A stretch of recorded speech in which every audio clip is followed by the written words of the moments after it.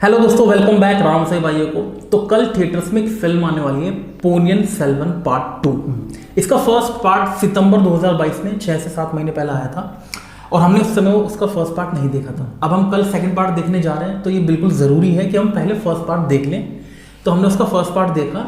Amazon prime पे आपको इसका फर्स्ट पार्ट हिंदी में अवेलेबल है और देखने के बाद ये भी पता चला कि कितना ज़रूरी था इस फिल्म को इस फर्स्ट पार्ट को देखना। अगर हम सेकंड पार्ट देखने चले जाते, हाँ, कुछ समझ नहीं आता, कुछ भी सर पैर समझ नहीं आता, क्योंकि फर्स्ट ही समझ में नहीं आया। मतलब समझ में नहीं आने का कारण मतलब कैरेक्टर इतने सारे हैं, स्टोरी भी थोड़ी इधर उधर चलती रहती है। और सबसे जो एक मैं कहूँगा निगेटिव इस मूवी का, इसके जो कैरेक्टर्स के नाम है वो इतने ज़्यादा बड़े और अजीब से हैं। मुझे केवल एक नाम याद है, नंदिनी। बस ऐश्वर्या बच्चन जो रोल कर रही है, बाकी किसी का नाम मुझे याद नहीं है। तो सोनियन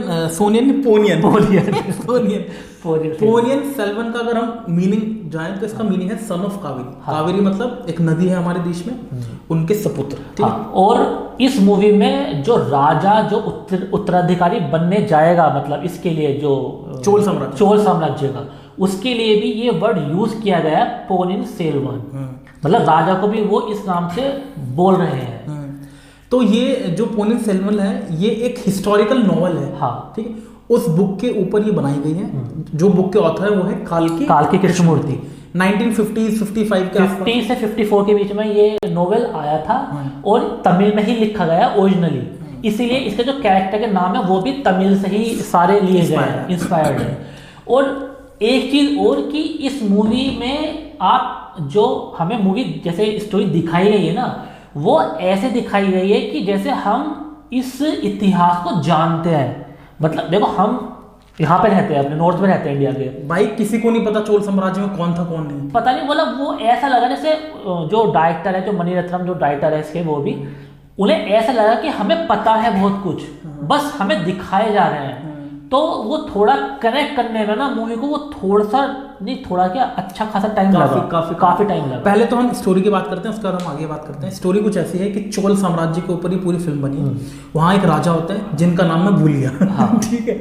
उनके 2 सुपुत्र होते हैं, उनका नाम भी अब मुझे याद नहीं। मतलब जो इसके मेन कैरेक्टर है, एक तो आपके ये चिन्मय विक्रम, और एक दूसरे वाले भी हैं, जो भी है वो आप देख लेना मूवी में, क्योंकि यार देख के बोलने का कोई फायदा नहीं है। इन दोनों में से एक को राजा बनना है। हाँ, ठीक है। राजा जो है, सिर्फ राजा का बेटा उत्तराधिकारी होता है। लेकिन जो बाकी पॉलिटिकल जो लोग हैं, जैसे कि उनके राज्य में खुद ही, उनके नीचे जो राजा के नीचे जो लोग हैं, वो किसी और को राजा बनाना चाहते हैं। उनमें से एक बंदा होता है जिसको वो राजा बनाना चाहते हैं।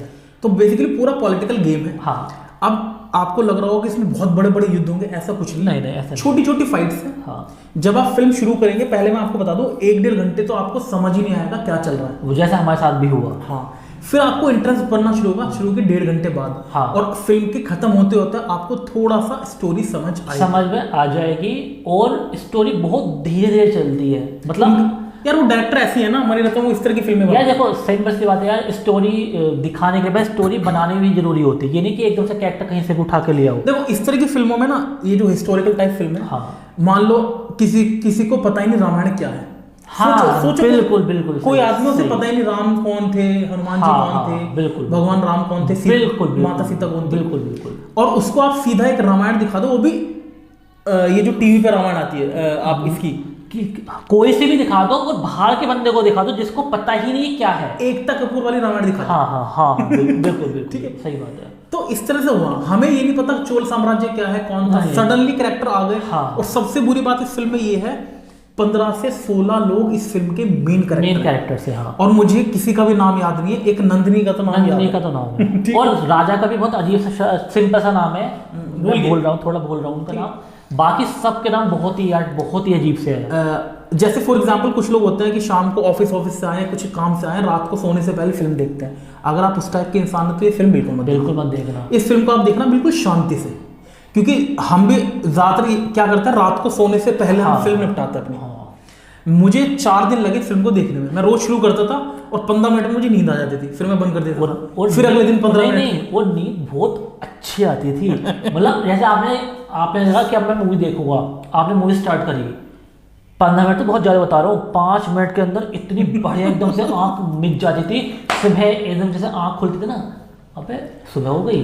अब आपको ये सब सुन के ऐसा लग रहा होगा फिल्म बहुत बोरिंग और बेकार है। नहीं, फिल्म बोरिंग तो है लेकिन बेकार नहीं है। बेकार नहीं है, बस सही है। इस फिल्म का बजट 300 से 400 करोड़ के बीच था। एक्चुअली फिल्म का बजट ऑफिशियली कहीं लिखा नहीं गया, कहीं 300 लिखा है, कहीं 400, लेकिन महंगी फिल्म है। और वो दिखता भी है। शूटिंग जब आप देखोगे फिल्म, बिल्कुल बिल्कुल। और मूवी ने कमाए भी 500 करोड़ से ऊपर। तमिल सिनेमा की अब तक की सबसे बड़ी हिट है। हिट नहीं कहूँगा, सबसे ज़्यादा पैसा कमाने वाली मूवी है ये, आफ्टर विक्रम जो उससे पहले आई थी। तो अच्छी फिल्म है, बेकार नहीं है, बट थोड़ी सी बोरिंग है। बोरिंग तो है। अब बात आती है PS2 की। अगर आप कल PS2 देखने जा रहे हैं, मान लो आपने टिकट बुक कर रखा है, भाई अगर आपने PS1 नहीं देखी तो आपको कुछ समझ ही नहीं आएगा, कुछ नहीं समझ नहीं आएगा, बिल्कुल भी नहीं आएगा, क्योंकि फर्स्ट पार्ट में ही वो कैरेक्टर को जैसे अच्छे से नहीं समझा पाए, तो सेकंड पार्ट को तो आपको बिल्कुल ऊपर से चला जाएगा, फिर आपका मूवी खराब है। अब एक और चीज बता दूं, इसकी शूटिंग फर्स्ट पार्ट के साथ ही हो चुकी है। साथ हो गई थी कंप्लीट, ठीक है, एक साथ ही हुई, जब भी 6 महीने बाद फिल्म। बिल्कुल बिल्कुल बिल्कुल। तो अगर आप कल देखने जा रहे हैं तो पहले आप Amazon प्राइम पे इसका फर्स्ट पार्ट देख लें, और देखने के बाद हमें नीचे कमेंट बॉक्स में जरूर बताएं आपको फिल्म कैसी लगी। और अगर आपने ऑलरेडी देख रखी है तो अच्छी बात है। तो अब मैं आपको बताऊं कि आपको फिल्म देखनी चाहिए तो क्यों देखनी चाहिए, और देखनी नहीं चाहिए तो क्यों नहीं देखनी चाहिए। पहले बता दो क्यों देखनी चाहिए। एक तो आपके फेवरेट स्टार्स में भर के, ऐश्वर्या राय हैं, विक्रम जी हैं, और एक वो दूसरी हीरो भी, उनका नाम है अच्छा बढ़िया काम। बहुत सारे लोग हैं। अगर आप इन सब के फैन हैं तो आप जरूर देखिए। फिल्म की कहानी भी अच्छी है, ठीक है, और आपको इस एपिक टाइप फिल्में पसंद है, जैसे हिस्टोरिकल टाइप, जैसे आपकी बाहुबली टाइप हो गई है ना, इस टाइप की फिल्में पसंद है तो आप जरूर देखिए, ठीक है। और Amazon प्राइम है आपके पास तो भी आप देख सकते हैं, ठीक है। हाँ, वो जरूरी है। क्यों नहीं देखनी चाहिए, थोड़ी सी बोरिंग है फिल्म, थोड़ी सी, मतलब 1-1.5 घंटे तक, क्योंकि मूवी एक तो है बहुत बड़ी, 2 घंटे 45 मिनट की मूवी है, और करीबन 1.5 घंटे बाद आपको थोड़ा इंटरेस्ट आना शुरू होगा। हम अपनी बात कर रहे हैं, हो सकता है साउथ वाले नोवेल के बारे में जानते हो, उनका नहीं पता। हम अपनी बात कर रहे हैं, नॉर्थ की तरफ की बात कर रहे हैं, तो थोड़ी बोरिंग लगेगी। थोड़ी स्टोरी जो है ना, स्टोरी कहीं भी कुछ भी चल रही है, जैसे एक सीन यहाँ से लिया, फिर एक अलग सीन आ गया बिल्कुल, फिर तीसरा अलग आ गया, फिर कैरेक्टर एकदम से कभी ये कैरेक्टर आ गया, कभी वो कैरेक्टर आ गया, बिल्कुल ऐसे, मतलब वो ना एक ऐसे क्या बोलते हैं, सीक्वेंस में चीज लगा नहीं पाए, मतलब कुछ कभी भी कुछ भी आ सकता है, इस तरह की थोड़ा आपको बोरियत महसूस होगी। और अगर आपको बहुत ज्यादा एक्शन और लड़ाई चाहिए तो वो भी नहीं है।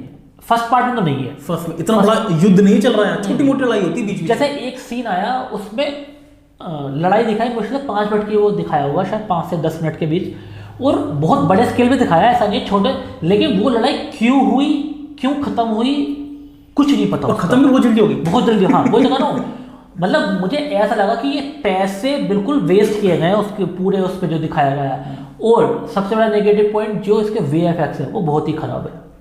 साफ दिख रहा है कि नकली है, बिल्कुल साफ क्लियर दिखाई दे रहा है, लेकिन इसका मतलब ये नहीं, आप इस मूवी को ये मत देखो कि लड़ाई देखने, धार देखने, ऐसा नहीं। स्टोरी, कहानी क्या चल रही है, थोड़ा षड्यंत्र भी रचा है, थोड़ा ट्विस्ट एंड टर्न भी है मूवी में। अब मैं अपना पूरा ओपिनियन कि ये पूरा पोनियन सेल्वन 1+2 पूरी कहानी है ना, हाँ, ये मैं पूरा ओपिनियन जब दूंगा जब मैं सेकंड देख लूंगा, उसके बाद बिल्कुल बिल्कुल बिल्कुल सेकंड देखने के बाद ही आपको बताऊंगा कि आपको दोनों पार्ट देखने भी चाहिए ना, क्योंकि जो सेकंड का ट्रेलर भी आया है तो हमने वो भी देखा, ठीक लग रहा, तो वो भी लग रहा है कि हाँ भाई सेकंड पार्ट बहुत कुछ देखने को मिलेगा, और सेकंड पार्ट भी 2 घंटे 45 मिनट का ही है, तो अच्छा खासी लेंथ तो मूवी की। अब हम आपसे मिलेंगे परसों, हाँ, कल मूवी देख के आएंगे, उसके ऊपर पूरा रिव्यू देंगे अपना, उसको फिर वीडियो को एडिट करेंगे फिर आपके पास वो पहुंचेगी।